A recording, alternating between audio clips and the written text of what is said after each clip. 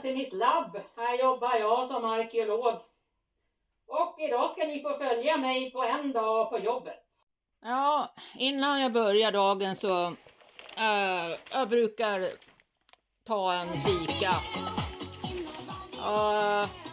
Espresso den brukar vara den som sätter igång ordentligt så jag pignar till lite. Och idag är det början på ett nytt år, det är 2625 och vi firar lite extra idag, det är PFAS-dagen så kollegorna de bjuder på kaka. Det ska vi smaka sen, det börjar bli gott det. Ja, det jag håller på med här i labbet det är ju att analysera olika skelett. Och jag har en samling kranier här. Från olika åldrar, jag är yngre här. Exemplar, nedåtstigande led här. Olika Homo plasticus som ni ser. Det jag är ute efter det är ju den här från äldre plaståldern.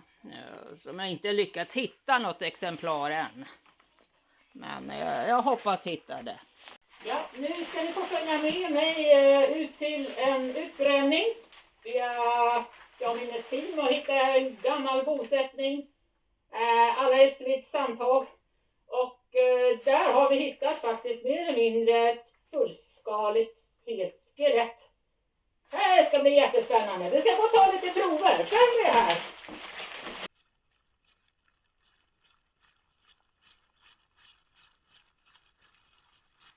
Vi kan följa med här så ska jag visa lite närmare vad vi har fyndet här.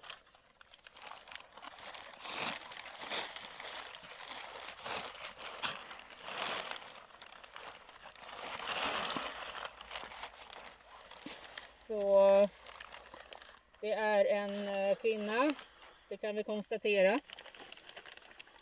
Och det har inte riktigt fastställt ålder, vare sig på kvinnan eller året som hon levde. Det vi vet att här låg tidigare en mindre ort som hette Leksand. Och det som finns kvar av Leksand idag är sand. Men det är mycket troligt att hon kommer alltså från den här orten som hette Leksand. Jag ska visa hur vi går tillväga en dag på jobbet med arkeologi. Här kan man se hur långt plastificeringen har gått. Den här kvinnan är mer eller mindre plastificerad.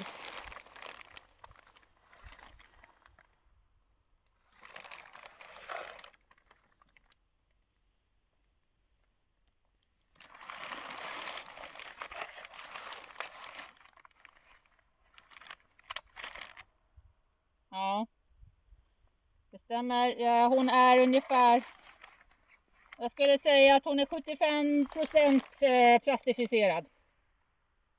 Just den här kvinnan. En typisk Homo plasticus.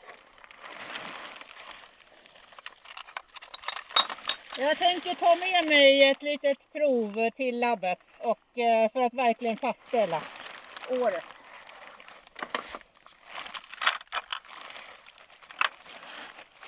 Men här har vi någonting.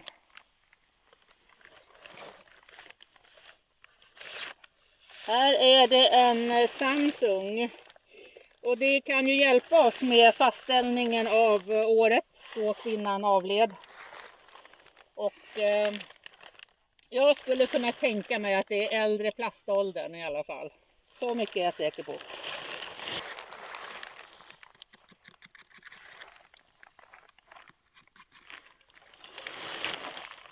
Så,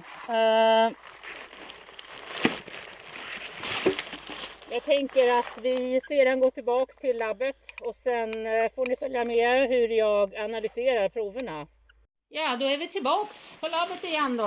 Det var en otroligt trevlig eftermiddag och den här Samsungen ska jag analysera ordentligt.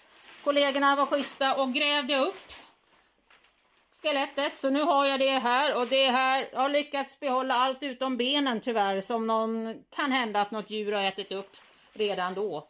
Men det här är ju ett otroligt fint exemplar.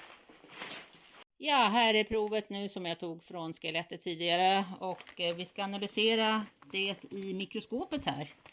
Jag letar efter nanoplastpartiklar i cellkärnan, och ju färre de är, desto äldre är ju det här skelettet. Här blir det intressant. 1, 2, 3. Jag ser 5 stycken i det här. Det betyder att det här är ett prima exemplar från äldre plaståldern. Jajamän, det måste vi fira. Ja, jag kanske kan förklara för tittarna lite grann hur det ser ut, men här kan man se hur mikroplasten samlas i de olika kroppsdelarna. Och här ser vi ju varifrån de här kommer. Mestadels är det från makroplastik. Det är därifrån de kommer. Och tyvärr så har ju det här ökat då. Det här är ju en gammal graf som ni ser. Det finns inte att få tag på några nyare. De går upp i stjärnorna, de här graferna. Det här var ju på den gamla, höll jag på att säga, goda medeltiden. Den äldre plaståldern när det knappast fanns någon plast alls i kropparna. Jag är trött. Jag lider av plastlunga. Jag ska försöka dricka lite så jag vaknar till, men det är inte säkert att det hjälper. Jag tror faktiskt jag måste gå till vilorummet. Ja, följ med mig.